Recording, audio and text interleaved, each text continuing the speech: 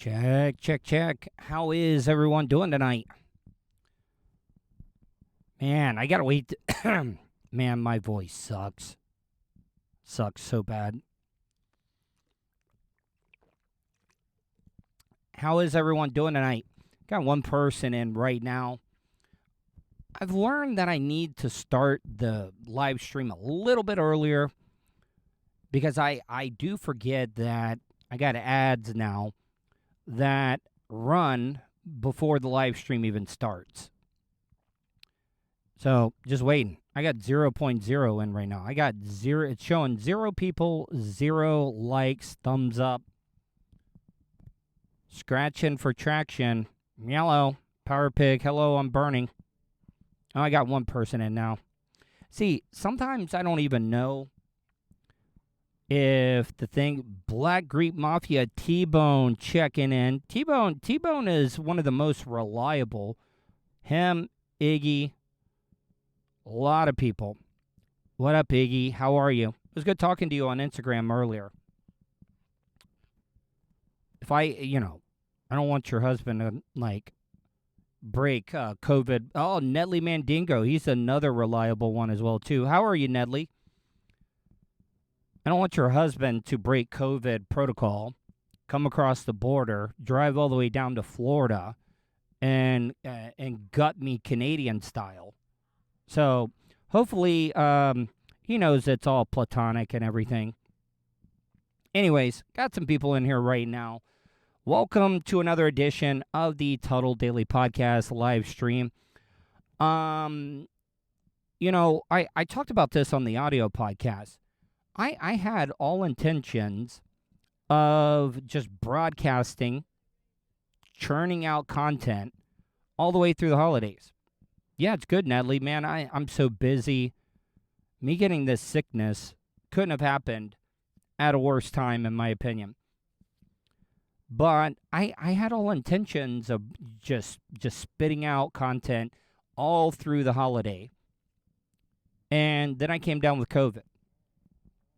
And I want to talk about this. It's like I've been pretty reliable in putting out content.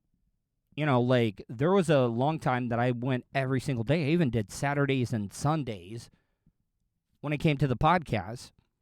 And I got taken out by COVID. I did. Right before the Gators game, I took a couple of days off there. I was going to come back the week from Christmas until New Year's. And it just took me down. And just to give you a little bit of example, my downloads, way down. My views on YouTube, way down. And I'm not bitching. I get it.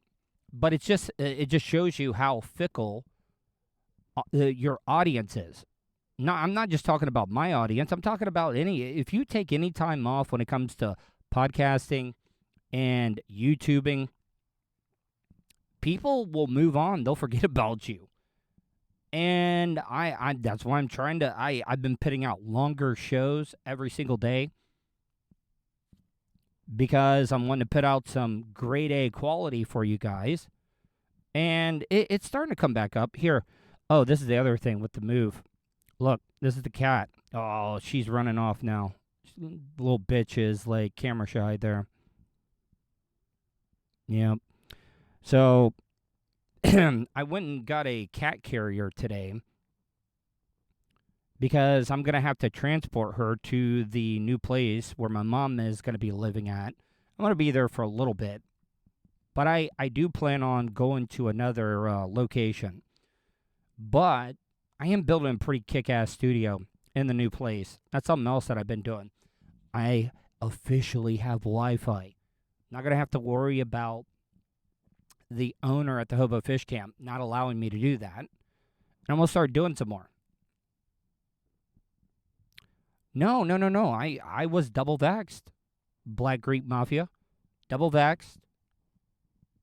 And the thing is that I wonder, just curious, of where I would have been at if I wouldn't have gotten the vaccine. Seriously. I'm being dead honest. Where would I have been at if I wouldn't have gotten the vaccine. Also, Dr. Dan Diaco really did help me out with his setup. I got the monoclonal antibodies, and I got the hydroxychloroquine and the ivermectin, and that really, really did help me out.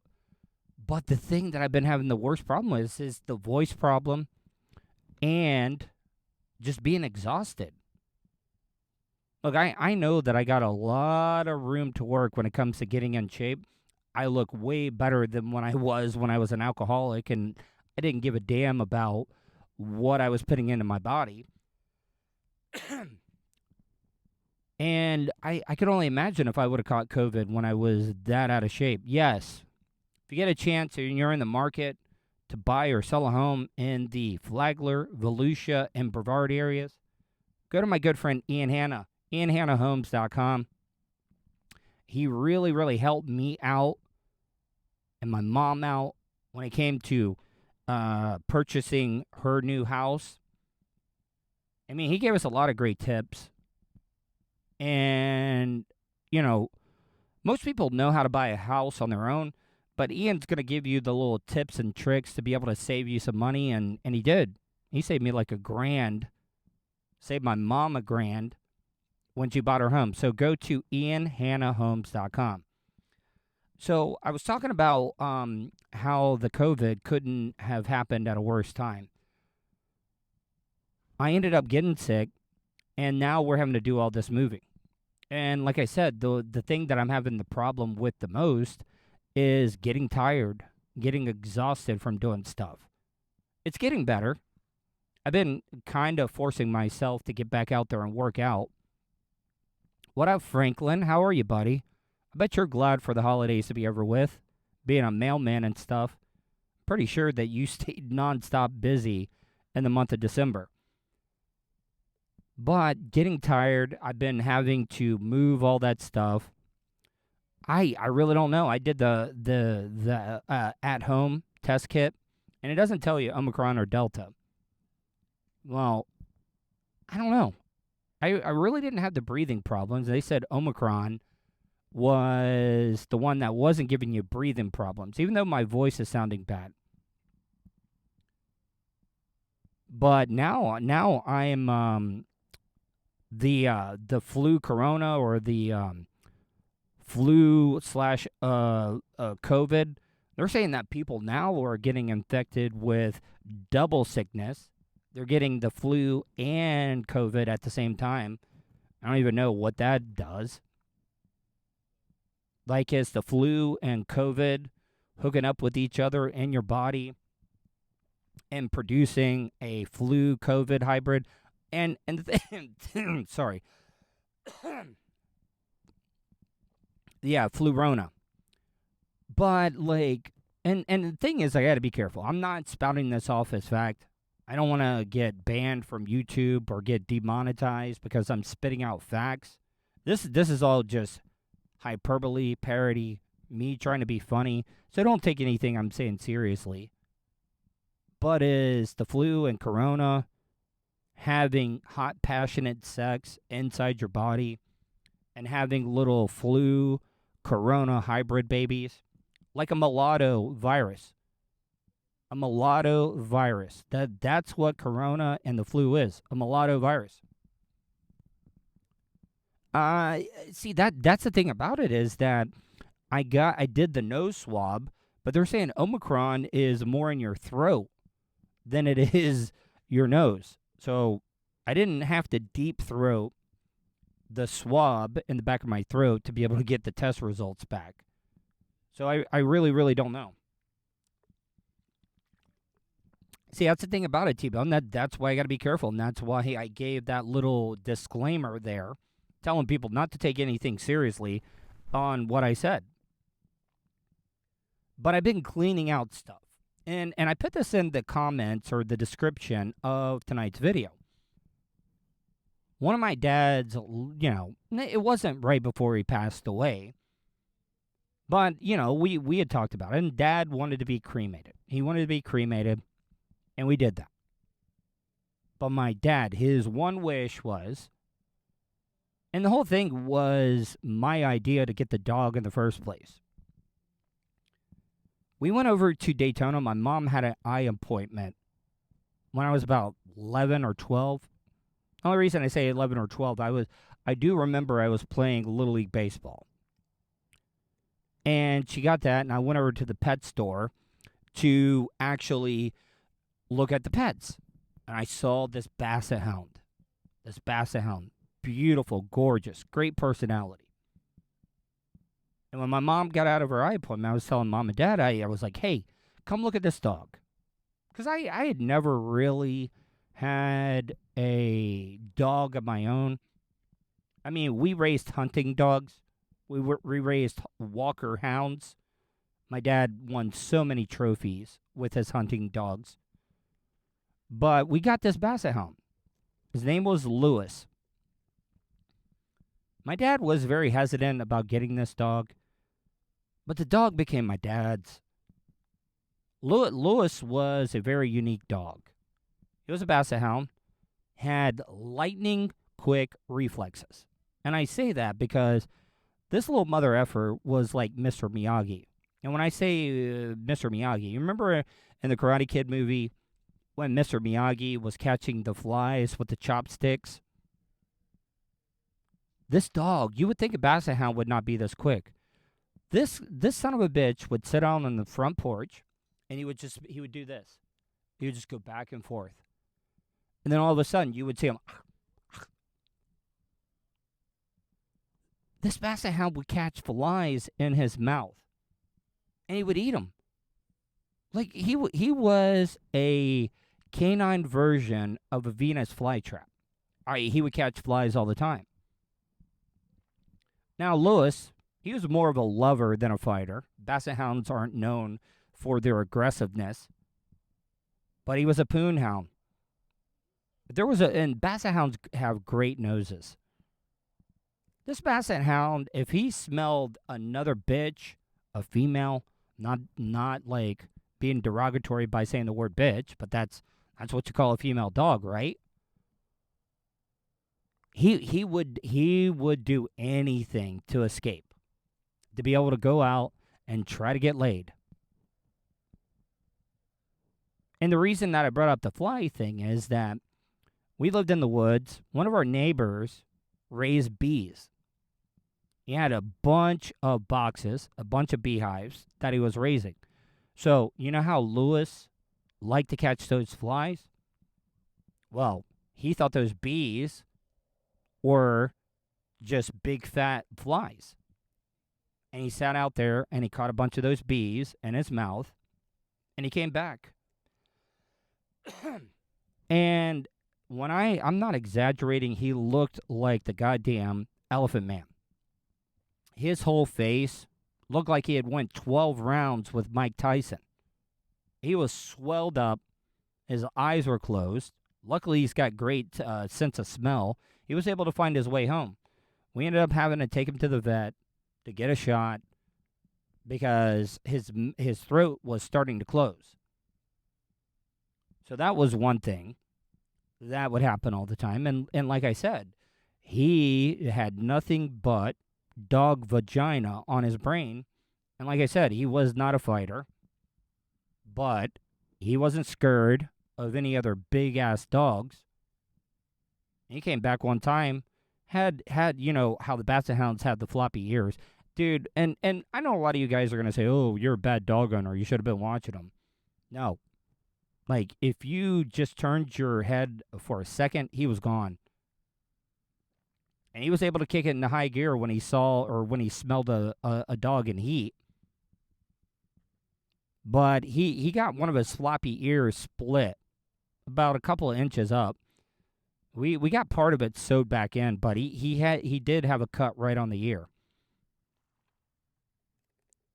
And my dad, one of his last wishes, because when I moved to Orlando, my dad even bonded more with that dog. And my dad ended up having to take Lewis down to, because my dad ended up coaching the baseball team with the vet in DeLeon Springs. His name was Dr. Paul Matson. And my dad, like, I never saw my dad actually cry. And I do think he probably got emotional when he had to have Lewis put down. But he went down there, Doc Matson took care of it, didn't even charge us, ended up having him cremated. And we ended up, we had that shed where the lesbians ended up keeping all their stolen goods in there. And I was not for sure if Lewis's ashes in an urn, it's sealed up, was actually in there. But today, cleaning it out in the back corner, last thing that I pulled out of there, I found Lewis's ashes. And my dad's last wishes, he didn't say we had to spread them anywhere, but he did say if we spread them anywhere. Dan, I can tell you're a listener, a longtime supporter of mine. My dad said, well, he did say a baseball glove, but he also said he would love to have a pair of work boots made out of a woman's vagina. Because he said, he was like, no matter what, you can never wear out a vagina. My cat is, hey, cat, you're going to hook yourself. Somebody left some fishing line with a hook in it, and the cat's playing with it. But my dad did say, he was like, I want a baseball glove made out of vagina and a pair of work boots made out of vagina. Because he was like, those things will last you forever. Because if you could pass a watermelon through the hole of a lemon, that just shows you the durability of a vagina.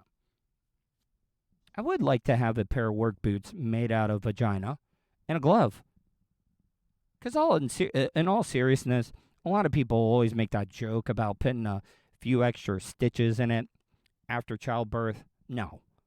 The vagina has so much snapback to it. It's not like a BH.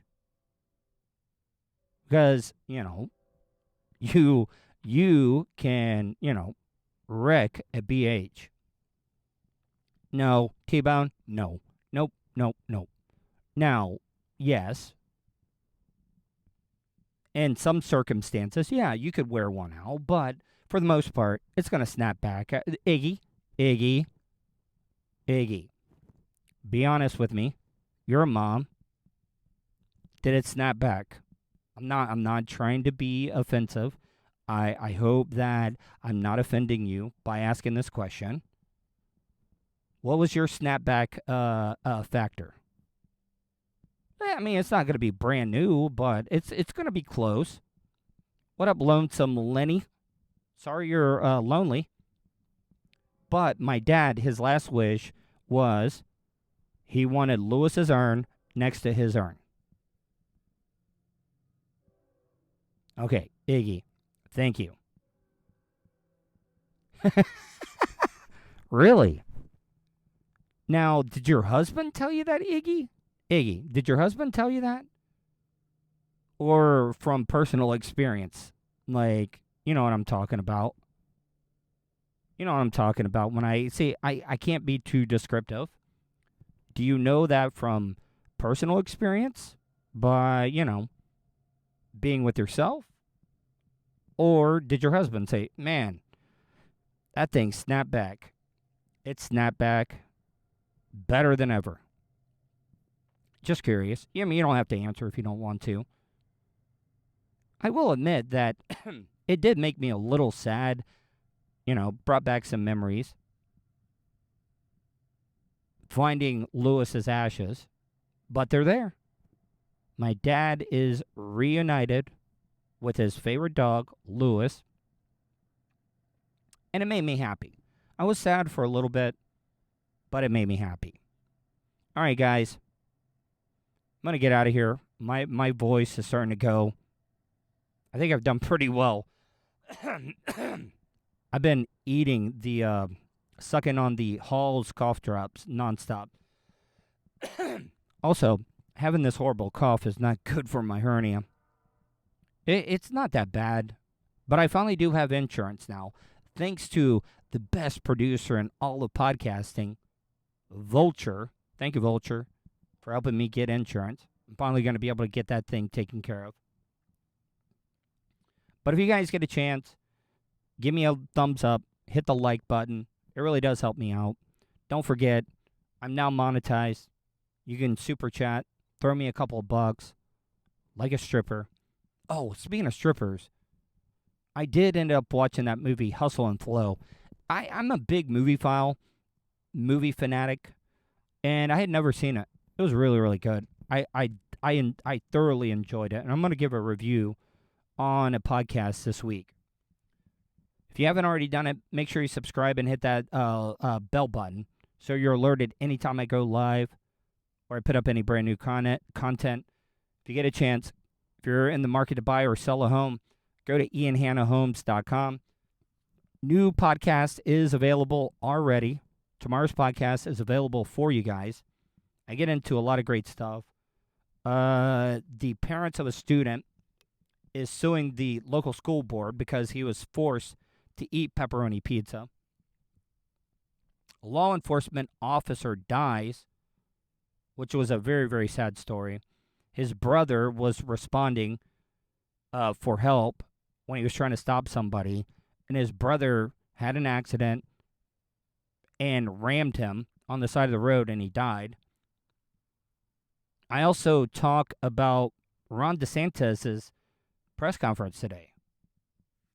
And I talk about, look, I completely support HIPAA laws and your medical records being private, but should an elected official, especially somebody as important as a governor of a state, should he have to disclose that he had COVID? Because today's press conference, I played the audio of it, and if he didn't have COVID, then something's really, really wrong. Because he was gasping for air. His voice was trembling. He sounded like he had that air bubble in his throat. Everybody's had that little air bubble in your throat. And at first, I thought the audio was edited. Like somebody made him sound bad. But it was just him. And he actually stopped and he apologized for his voice. So that's all on tomorrow's Tuddle Daily Podcast, which is available now for you guys. I don't know. He hasn't said. I don't know. But that's the question that I was not being like supporting one side or the other. Like I've told you guys before, I don't support any politician. But it was just a question that I had that I wanted to hear from you guys. Should an elected official, especially somebody as important as a governor in a really, really big state of Florida, should he have to tell people that he had COVID? Just curious. Anyways, guys, I'm getting out of here. I want to thank everybody that joined me tonight. Hope you guys have a great night, and I hope you check out the show. See ya.